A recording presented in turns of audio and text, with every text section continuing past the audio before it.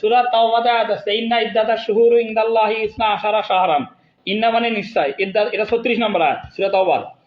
এই আয়াতে আল্লাহ তাআলা বলছেন যে ইন্না ইদ্দাতাশ শুহুর, ইন্না মানে নিশ্চয়, ইদ্দাতুন মানে হলো গণনা করা যায়, শুহুরুন মানে অনেকগুলো মাস। এটা শাহরুনের বহু বচন, শাহরুন মানে একটা মাস, আর শুহুর মানে অনেকগুলো মাস। কয়টা? ইসনা আশারা, ইসনা মানে 2, আশারা মানে 10, ইসনা আশারা মানে 12। ইসনা আশারা শাহরান, শাহরান মানে মাস।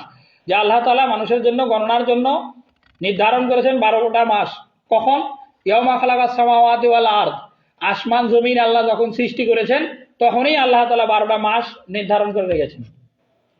12টা মাসের যে গণনা, এটা আল্লাহ যখন আসমান জমিন সৃষ্টি করেছেন তখনই 12টা মাস নির্ধারণ করেছেন। এরপর আল্লাহ তাআলা আবার বলছেন মিনহা আরবাতুন হুরুম, এই 12টা মাসের ভিতরে 4টা মাস সম্মানিত। 12টা মাসের কথা আল্লাহ তাআলা যেমন এই আয়াতে বলছেন, এখানে আরো কথা বলছেন মিনহা, এই 12টা মাসের ভিতরে আরবাতুন হুরুম, আরবাতুন মানে 4টা, হুরুমুন মানে সম্মানিত, 4টা মাস আবার সম্মানিত। কি কি সেগুলা? সেই 4টা মাসের ভিতরে অন্যতম মাস হলো রজব মাস। আমরা রজব মাসে পদার্পণ করেছি অলরেডি, এটা দ্বিতীয় জুমা হচ্ছে, রজব মাসের দ্বিতীয় জুমা। তো রজব মাস সম্মানিত মাস, এই মাসে যুদ্ধ বিগ্রহ হারাম ছিল।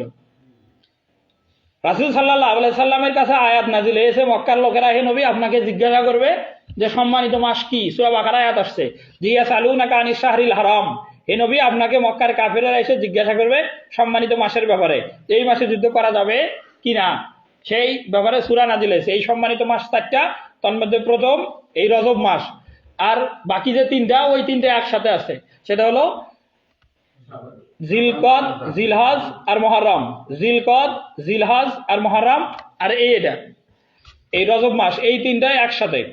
ওই 3টা একসাথে, জিলকদ, জিলহজ আর মুহররম, এই 3টা মাস একসাথে, আর এই রজব মাসটা আলাদা। তো এই মাসটাকে যে কারণে সম্মানিত করেছেন আল্লাহ তাআলা রজব মাসটাকে, রজব এই মাসটার বিশেষ ফজিলত, বিশেষ গুরুত্ব, বিশেষ একটা তারিখ সাথে সংশ্লিষ্ট হওয়ার কারণে, সেটা হলো 26 দিবাগত রাত। রজব মাসের 26 দিবাগত রাত, তথা রাতটা হবে 27-এর, কেননা আরবিতে রাত আগে আসে, আরবিতে রাত আগে আসে।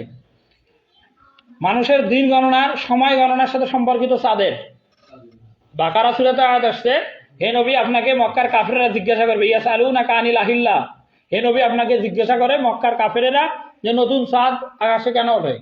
কুল হিয়া মাওয়াকিতু লিন-নাস, মানুষকে আপনি বলে দেন যে মানুষ যেন সময় গণনা করতে পারে, সেজন্যই আল্লাহ তাআলা চাঁদ নতুন করে উঠান। আরবিতে 2টা শব্দ, একটা হলো কমারুন, কমার নামে সূরা আছে কোরআন শরীফে। এই কমার মানে হলো চাঁদ, আবার হেলাল, হেলাল মানেও চাঁদ। নতুন যে চাঁদ ওঠে 12 মাসে 12টা, এই নতুন প্রথম 1 তারিখের যে চাঁদ, এই চাঁদটাকে আরবিতে হেলাল বলে। আর যেটা পরের দিন থেকে বাকি 29 দিন থাকে আকাশে, এই চাঁদটার আরবি হলো কমার। আর নবীকে জিজ্ঞাসা করা হয়েছে ইয়াসআলুনাকা আনিল আহিল্লাহ, হে নবী আপনাকে কাফেররা জিজ্ঞাসা করবে নতুন চাঁদ সম্পর্কে, নতুন চাঁদ কেন ওঠে।